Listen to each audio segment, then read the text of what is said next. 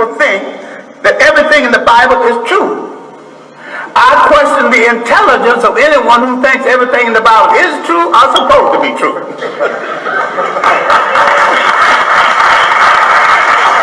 It's allegory,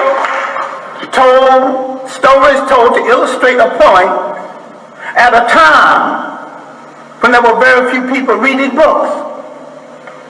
And most of what went into the making of the Bible was copied from Egyptian texts. Now, if you want to get so dewy-eyed over the Bible, which is a carbon copy of a carbon copy, why don't you go back and read the original Egyptian text? Where did the story of Jesus start? It started 4,100 years before Jesus.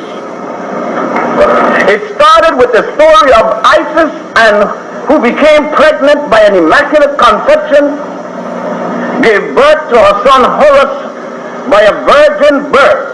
Dr. John G. Jackson, in his book, Christianity Before Christ, tells us, and even Church Ward tells us. Now, let's look at Horus. Horus had two mothers, Isis, the virgin who conceived him, Nefertiti, who nursed him. He was brought forth singly as one of the five brothers. Let's look at the life of Jesus.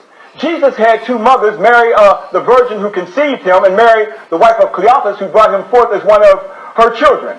Horus was the son of Seth, his father on earth. Jesus was the son of Joseph, his father on earth.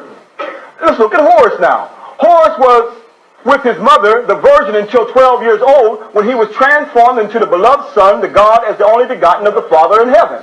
Jesus remained with the mother, the virgin, up until the age of 12, when he left her to be about his father's business. From 12 to 30 years of age, there is no record in the life of Horus. From 12 to 30 years of age, there is no record in the life of Jesus. And Horus at 30 years of age became a dog in his baptism by Newton. Jesus at 30 years of age was made a man in his baptism by John the Baptist. Horus in his baptism made his transformation into the beloved Son, the only begotten of the Father, the Holy Spirit, represented by a bird. Jesus in his baptism is hailed from heaven as the beloved Son and the only begotten of the Father, the God, the Holy Spirit, that is represented by a dove.